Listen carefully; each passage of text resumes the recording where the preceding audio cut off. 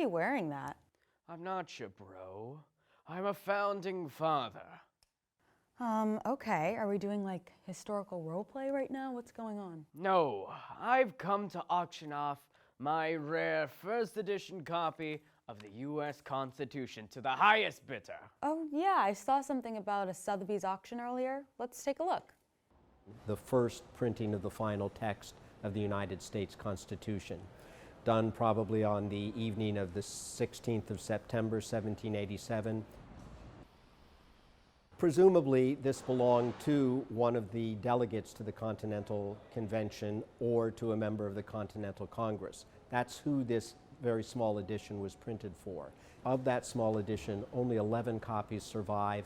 This is the only one that is not in a permanent institutional collection. Order, order! The bidding will start at $15 million. Do I hear a 15 million? Oh, I get it now. It's a scam. You're pretending to be a founding father to auction off this fake constitution to pocket $15 million.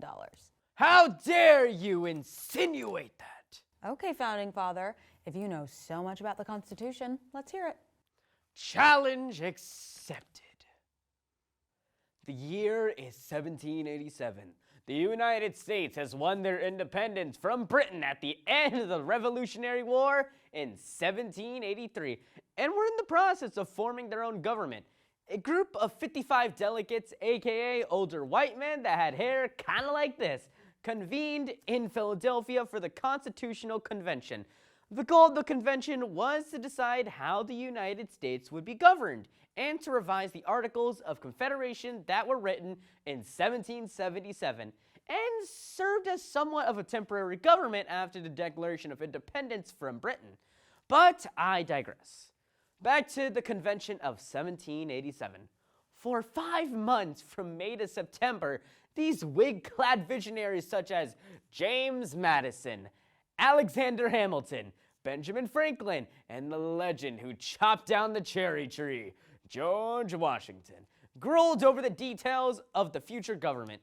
Finally, on September 17th, 1787, the U.S. Constitution was signed and adopted by the delegates with 39 signatures. The Constitution was then sent to the states to be ratified or agreed upon. And finally, on March 4th, 1789, the United States government began operating under the Constitution with George Washington as president.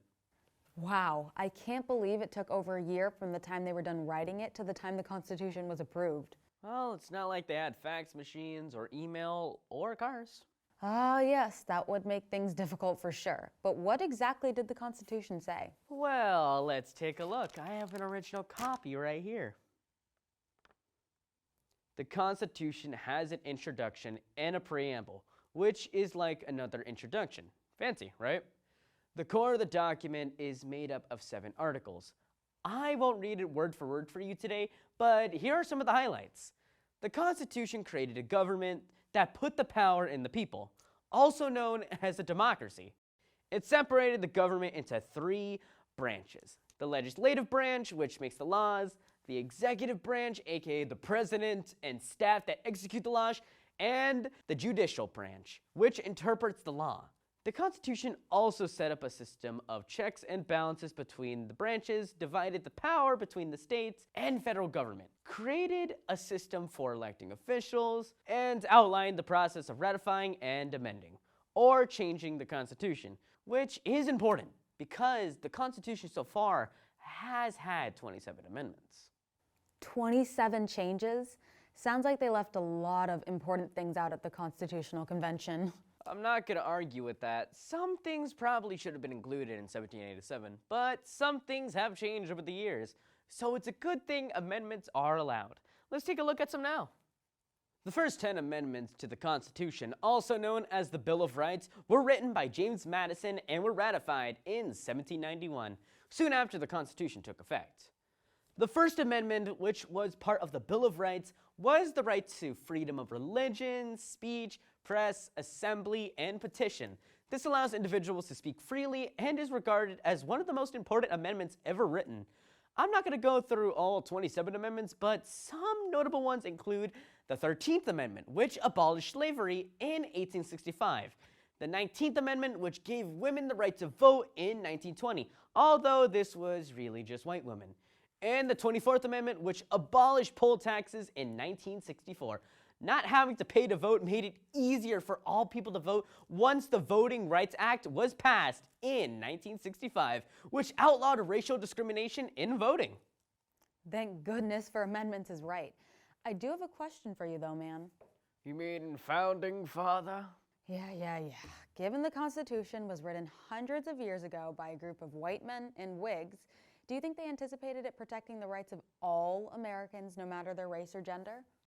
That's a really good question. I mean, things were really different back then.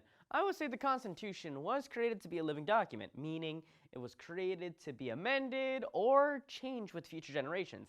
That being said, amendments are not easy to make with only 27 in over 200 years. Well, I guess we'll never know for sure what the Founding Fathers predicted the United States would look like hundreds of years later. Probably not.